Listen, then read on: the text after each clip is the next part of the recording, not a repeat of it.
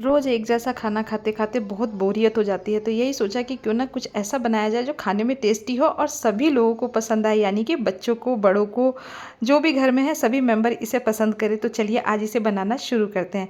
तो देखिए, सबसे पहले मैंने काली वाली उड़द की दाल और इसके साथ ही मैंने जो छोटे साइज़ वाले राजमा आते हैं, इन्हें मैंने रात में भिगो करके रख दिया था। तो ये अच्छी तरीके से भीग गए हैं। तो उसके बाद मैंने कुकर में क्या किया है ना कि पानी डाला है और साथ में ही मैंने ये राजमा और उड़द की दाल डाल दी है। अब इसके अंदर मैंने डाल दिया है नमक, साथ में डाला है आधा चम्मच कश्मीरी लाल मिर्च डाली है, एक टुकड़ा मैंने इसके अंदर बटर का ऐड किया है और 4 से 5 मैंने कलियां लहसुन की ली है, जिसे इस तरीके से मैंने कूट करके और इसके अंदर मिला दिया है। तो जब भी आप उड़द की इस तरीके से दाल बनाएं तो आप उड़द को अच्छी तरीके से 3 से 4 बार धो लें और उसके बाद इसे भीगने के लिए छोड़ें। अब मैंने इसको डाल दिया है कुकर के अंदर और अब हम चढ़ा देंगे कुकर को फ्लेम के ऊपर और इसे पकने देंगे कम से कम 4 से 5 सीटी आने तक, क्योंकि इसके अंदर राजमा भी है। जब तक 4 से 5 सीटी आती है तब तक मैंने इधर दूसरे बर्नर पर मीडियम साइज़ के 3 टमाटर चढ़ा दिए हैं और इसके साथ ही मैंने इसके अंदर 2 कश्मीरी लाल मिर्च डाली है। तो आप कोशिश करें कि जो टमाटर लेना वो बिल्कुल लाल होने चाहिए, तो इससे क्या होता है ना कि इसका कलर बहुत ही अच्छा आता है जब हम इसे पीस करके तैयार करते हैं। अब इसमें डालने के लिए क्या करेंगे ना, एक मोटा सा मसाला पीस करके तैयार करेंगे। तो देखिए, मैंने 1 पोट लहसुन यानी कि 1 मुट्ठी मैंने लहसुन लिया है और साथ ही में मैंने इसके अंदर 2 से 3 हरी मिर्च ली है। तो आप जितनी हरी मिर्च खाते हैं आप तीखा उस हिसाब से आप ले सकते हैं। तो लेकिन मैंने 3 हरी मिर्च ली है। ये अभी बरसात के मौसम वाली मिर्च है तो ये थोड़ी तीखी रहती है। अगर आप अदरक खाते हैं तो अदरक ज़रूर से ऐड करें, उससे इसका टेस्ट बहुत ही अच्छा होता है। तो मैंने इसे मोटा मोटा सा कूट लिया है और इधर हमारे कुकर में भी सीटी लगना शुरू हो चुकी है और मैंने इधर जो चढ़ाया था फ्लेम के ऊपर टमाटर उबलने के लिए, इसे भी करीबन 3 से 4 मिनट हो चुके हैं। तो देखिए, जब इसका छिलका इस तरीके से उतरने लग जाए तो आपको फ्लेम बंद कर देना है और फ्लेम बंद कर देने के बाद इसको अब हम निकाल लेंगे इसके अंदर, क्योंकि हमें इसे ठंडा करना है। तो जब ये थोड़ा सा ठंडा हो जाएगा उसके बाद ही मैं इसे मिक्सर में डाल करके और ग्राइंड करूँगी। तो अब ये अच्छी तरीके से ठंडा हो चुका है और मैंने इसके ऊपर से छिलके निकाल दिए, यानी कि टमाटर के ऊपर से छिलके निकाल दिए हैं। तो बहुत लोग तो बिना छिलके उतारे भी बना लेते हैं, यानी कि कच्चे टमाटर को भी पीस लेते हैं, लेकिन मैं कोशिश करती हूँ कि जब भी मैं बनाऊँ तो इसी तरीके से थोड़ा सा टमाटर को उबाल लेने से क्या होता है ना कि बहुत ही अच्छी तरीके से इसकी प्यूरी बन करके तैयार होती है। और देखिए, इसका कलर भी कितना अच्छा कलर आया है। तो अब इसे रख देते हैं साइड में और अब दाल चेक कर लेते हैं, जो दाल हमने बनाई है यानी कि उड़द की दाल जो बनाई है। तो देखिए, बहुत ही अच्छी तरीके से पक चुकी है, यानी कि इसमें 4 से 5 सीटी लगा देने के बाद राजमा और उड़द दोनों बहुत अच्छी तरीके से पक गए हैं। अब क्या करेंगे ना कि एक कढ़ाई में मैंने लिया है तेल, तो आप जो भी तेल खाते हो आप वो तेल इस्तेमाल कर सकते हैं।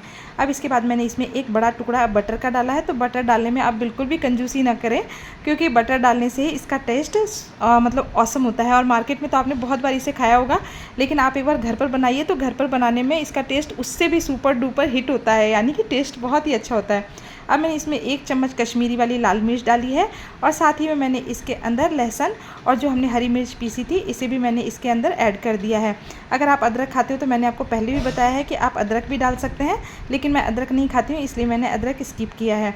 अब इसके बाद जो टमाटर की प्यूरी हमने पीस करके रखी थी इसे भी हम इसके अंदर ऐड कर देंगे। तो टमाटर की प्यूरी आप इसके अंदर जब डालें ना, उसके बाद आपको इसे कंटिन्यू चलाना है और इसको इतनी अच्छी तरीके से आपको पकाना है ना कि क्योंकि जितना अच्छा मसाला पका हुआ होगा ना उतना ही अच्छा इसका टेस्ट आएगा।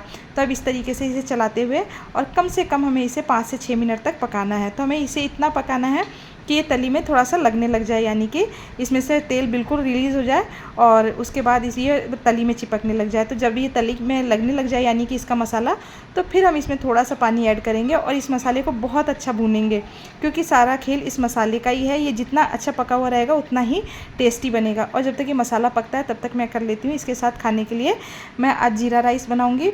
तो जीरा राइस इसके साथ बहुत ही अच्छा लगता है। मैंने 1 गिलास बासमती चावल लिए हैं और इसे अच्छी तरीके से धो लिया है। तो आप हल्के हाथों से इसे धोएं, ज़्यादा आपको रगड़ करके इसे बिल्कुल भी नहीं धोना होता है। ज़्यादा रगड़ने से क्या होता है ना कि ये टूटने लग जाते हैं। तो मैंने इसे हल्के हाथों से 2 से 3 बार इस तरीके से धो लिया है।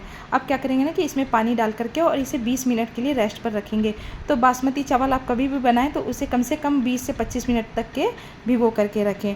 और अब 20 मिनट हो चुके हैं। तो अब क्या करेंगे कि कढ़ाई ली है और इसमें मैंने 1.5 चम्मच घी डाला है और इसके बाद मैंने एक छोटा सा टुकड़ा दालचीनी का डाला है। साथ में 1 इलायची मैंने तोड़ करके डाल दी है, यानी कि इलायची को आपको खोल करके डालना है। और साथ ही में इसके अंदर मैंने 1 भर करके चम्मच जीरे का लिया है। क्या है ना कि जीरा राइस बना रहे हैं तो इसमें थोड़ा जीरा होना चाहिए, क्योंकि जीरा दिखना भी तो चाहिए। तो जब जीरा क्रैकल होने लग जाए उसके बाद क्या करना है कि इसके अंदर हमें चावल डाल देना है। तो आपको इस चीज़ का ध्यान रखना है कि जीरा बहुत ज़्यादा ब्लैक नहीं होना चाहिए, यानी कि बहुत ज़्यादा नहीं जलना चाहिए, नहीं तो क्या होता है कि चावल का टेस्ट बिल्कुल ख़राब हो जाता है। अब इसे हल्के हाथों से मैंने इस तरीके से चला दिया है। इसे आपको बिल्कुल ज़्यादा नहीं चलाना है, सिर्फ आपको इसे 1 से 2 बार चलाना है। और उसके बाद जिस ग्लास से मैंने चावल नापा था उसी ग्लास से मैंने 2 ग्लास इसके अंदर पानी भर करके डाला है। तो आपको एकदम इस तरीके से ध्यान रखना है, नहीं तो क्या होगा ना कि अगर पानी थोड़ा भी ज़्यादा या कम होगा तो चावल बिल्कुल भी अच्छे नहीं बनेंगे। अब इसके अंदर आधा चम्मच नमक ऐड करेंगे और फ्लेम को बिल्कुल 0 फ्लेम पर करना है। और उसके बाद इसे मैंने अब कवर कर दिया है। अब जब तक ये पकता है तब तक हम इधर अपना मसाला चेक कर लेते हैं। तो देखिए मसाला अब बहुत ही अच्छी तरीके से पक गया है, जैसा कि मुझे चाहिए था। तो मसाला इतना ही पकना चाहिए, कम से कम मसाला पकने में 5 से 7 मिनट या 8 मिनट लग जाते हैं। और इसके बाद अब मैं इसके अंदर डालूँगी जो उड़द की दाल और राजमा को हमने उबाल करके रखा था। तो देखिए ये अभी देखने में बहुत ही अच्छा लग रहा है, तो ये सोचिए खाने में कितना सुपर टेस्टी होगा। और आप ऐसा बिल्कुल मत समझिए कि इसमें तेल बहुत ज़्यादा नहीं, ये जो हमने टमाटर और कश्मीरी लाल मिर्च डाली थी उसके कारण ये इतनी लाल सब्ज़ी बन करके तैयार हुई है। तो इसका कलर इसीलिए इतना अच्छा आया है। अब क्या करेंगे ना कि इसे बहुत ही अच्छी तरीके से मिक्स करेंगे। तो आपको चम्मच इसी तरीके से चलाना है, जो चम्मच का पीछे वाला हिस्सा होता है ना उससे आप इस तरीके से चलाएं। तो ये दाल जितनी अच्छी इसकी घुटाई होती है ना, ये दाल उतनी ही सुपर टेस्टी बन करके तैयार होती है। तो आपको चमचे को इसी तरीके से इसे चलाते रहना है और कम से कम इसे आप 4 से 5 मिनट तक कंटिन्यू बीच बीच में चलाते रहें। और अब मैं इसके अंदर क्या करूँगी ना कि जो दूध की मलाई होती है ना वो भर करके एक बड़े चम्मच से मैंने इसके अंदर दूध की मलाई ऐड करी है। आप अगर घर की मलाई नहीं डालना चाहें तो मार्केट में जो फ्रेश क्रीम आती है आप उस क्रीम को भी इसके अंदर डाल सकते हैं। तो क्रीम डालना इसके अंदर कंपलसरी है, क्योंकि इसी से दाल मखनी का टेस्ट उभर करके आता है। तो आपको इसी तरीके से कंटिन्यू इसे चलाना है और बीच बीच में चलाते रहना है। तो इस दाल को बनाने में आपको थोड़ा सा टाइम ज़्यादा लगेगा, लेकिन ये बन करके बहुत ही अच्छे तैयार होगी। और अगर आप इसे किसी को खिलाएंगे तो वो बिल्कुल नहीं पता लगा पाएंगे कि आप ये मार्केट से लेकर के नहीं आए हैं, आपने इसे घर में बनाया है।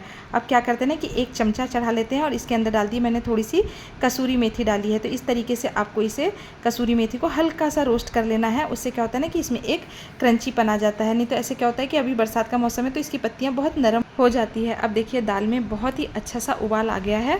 तो मैंने इसे कंटिन्यू इसी तरीके से चलाया है। तो आपको भी कंटिन्यू इसी तरीके से इसे चलाना है। आपको इसे ज़्यादा देर के लिए नहीं छोड़ना है, नहीं तो क्या है ना कि दाल गाढ़ी है ना तो ये तली में चिपक भी सकती है। तो अब इसे चलाते हुए थोड़ी देर हो चुकी है और ये अच्छी तरीके से पक गई है। तो मैंने इसके अंदर आधा चम्मच गरम मसाला डाला है और ऊपर से इसमें डाल दिया है कसूरी मेथी डाल दी है। अगर आप धनिया खाते हो तो आप ऊपर से इसमें धनिया भी बारीक बारीक काट करके डाल सकते हैं, लेकिन मैं आज इसे कसूरी मेथी के साथ ही बनाऊंगी, क्योंकि धनिया का टेस्ट इसके अंदर थोड़ा सा ज़्यादा आ जाता है, तो इसलिए कसूरी मेथी का टेस्ट दब जाता है। तो लेकिन अगर आप धनिया खाते हो तो आप ज़रूर से ऐड करें। अब क्या करेंगे ना कि इसे रख देंगे साइड में और इसके साथ खाने के लिए एक सुपर टेस्टी और रेसिपी मैं आज आपके साथ शेयर करूँगी। तो अगर आप बिहार और झारखंड से हैं तो आप तो इस साग को देखते ही पहचान गए होंगे, यानी कि इस भाजी को देखते ही पहचान गए होंगे कि ये कौन सी भाजी है। तो ये मैं अपने टेरेस गार्डन से हार्वेस्ट करके लेकर के आई थी। तो मैंने सोचा कि क्यों ना इसे भी इसके साथ खाने के लिए बना लिया जाए, क्योंकि मुझे तो ये बहुत ही ज़्यादा पसंद है। तो मैंने अब कढ़ाई में तेल डाल दिया है और साथ ही में मैंने एक इसमें मिर्च को तोड़ करके डाला है, थोड़ी सी मैंने हींग डाली है। इसके अंदर ज़्यादा मसाले बिल्कुल भी ऐड नहीं किए जाते हैं, ये इसी तरीके से सिंपल बनाई जाती है, लेकिन इसका टेस्ट बहुत ही अच्छा होता है। और मैं तो राजस्थान में रहती हूँ तो हमारे यहाँ लाल भाजी मिलना बहुत ही मुश्किल है, इसलिए मैं क्या करती हूँ ना कि इसे अपने टेरेस पर ही उगाती हूँ। तो बहुत दिन से सोच रही थी, तो लेकिन आज की रेसिपी इतनी अच्छी लगी तो मैंने कहा कि आज मैंने चावल भी बनाए हैं, साथ में दाल मखनी बनाई है, तो इसके साथ खाने में तो ये बहुत ही ऑसम लगेगी। तो देखिए अब इस तरीके से मैंने इसके अंदर डाल दिया है, थोड़ा सा नमक ऐड किया है और नमक ऐड करने के बाद आपको इसे कवर कर देना है। तो कवर करके आप इसे कम से कम 4 से 5 मिनट तक कवर रहने दें। तो जैसे जैसे ये मतलब नरम पड़ती जाएगी वैसे वैसे ये कम होती जाएगी। अब क्या करेंगे ना कि इसके ऊपर मैंने डाला है एक मुट्ठी मैंने भर करके जो छोटे वाले काले वाले चने आते हैं ना, इन चनों को मैंने रात को पानी में भीगने के लिए छोड़ दिया था और इसे मैंने साग के अंदर ऐड किया, यानी कि भाजी के अंदर डाला है। तो अगर आप चने डाल करके नहीं बनाना चाहते तो आप मूंगफली के दाने भी डाल करके बना सकते हैं, लेकिन आप एक बार इसी तरीके भीगे हुए चने डाल करके बनाएं तो ये बहुत ही अच्छा बन करके तैयार होगा। अब क्या करेंगे ना कि पलटे की मदद से आपको इसी तरीके से इसे मिक्स करना है, यानी कि आप इसे थोड़ा थोड़ा इसे क्रश करते रहें। तो उससे क्या होता है ना कि इसमें जो पानी रहता है वो पानी भी सूखने लगता है और ये बिल्कुल अच्छी तरीके से मिक्स होने लगता है। तो इसकी पहचान होती है कि जब ये बिल्कुल तली में चिपकने लग जाए, इसमें से बिल्कुल पानी ख़त्म हो जाए, तो समझिए कि आपका ये साग बन करके तैयार है। तो अब मेरा ये साग बिल्कुल यानी कि मेरी भाजी बिल्कुल बन करके तैयार है। जो मैंने आज लाल साग की भाजी बनाई थी और साथ ही में जो चावल हमने बनाने के लिए रखे थे ये भी बिल्कुल बन करके तैयार हो गए हैं। तो आज की सुपर टेस्टी थाली मैंने इसी तरीके से बना ली है। अब क्या करते हैं ना कि थाली लगा लेते हैं क्योंकि बहुत ज़ोरों की भूख लग रही है। तो देखिए खाने में बनाया है, दाल मखनी बनाई है, साथ में लाल भाजी वाला साग बनाया है और गर्मा गर्म चावल ले लिए हैं। तो अगर मेरा वीडियो आपको पसंद आता हो तो प्लीज़ मेरे चैनल को लाइक एंड सब्सक्राइब ज़रूर करें। आपके प्यार की और सपोर्ट की बहुत ही सख्त ज़रूरत है। तो चलिए इसी के साथ मिलते हैं नई रेसिपी में। Take care, bye bye.